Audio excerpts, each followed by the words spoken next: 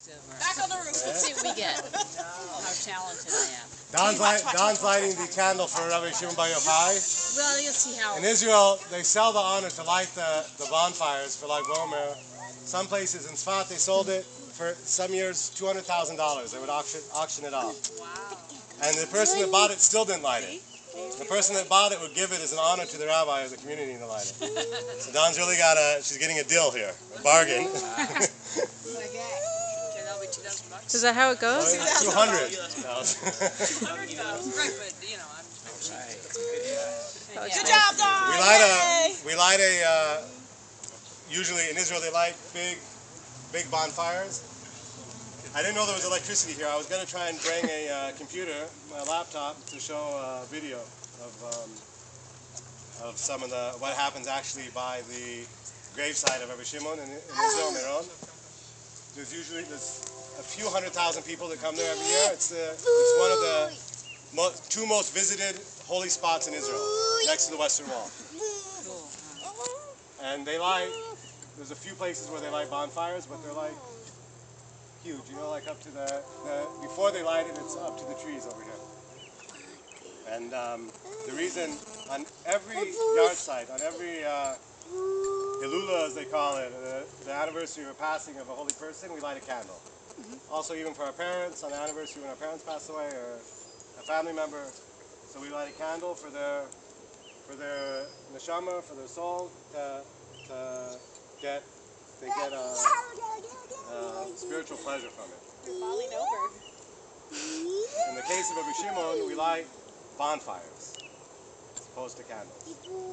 Because the reason being, it says about Rebbe Shimon, in the times of the Talmud, or the Mishnah, when the Mishnah was being written by the sages of the Mishnah, all the mystical teachings of Judaism were only spoken in whispers, they said.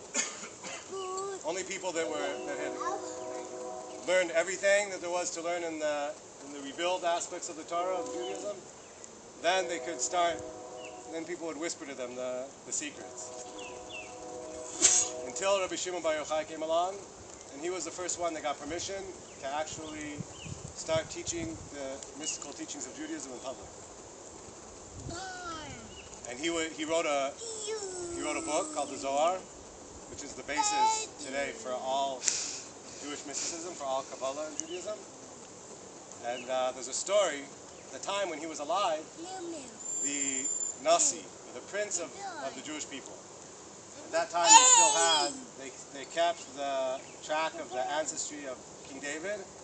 And in every generation there was one person that he was considered the head of the Jewish people. He was like the prince of the Jewish people, even though they were already in exile, and there was no king in Am Yisrael, but they had a Nasi.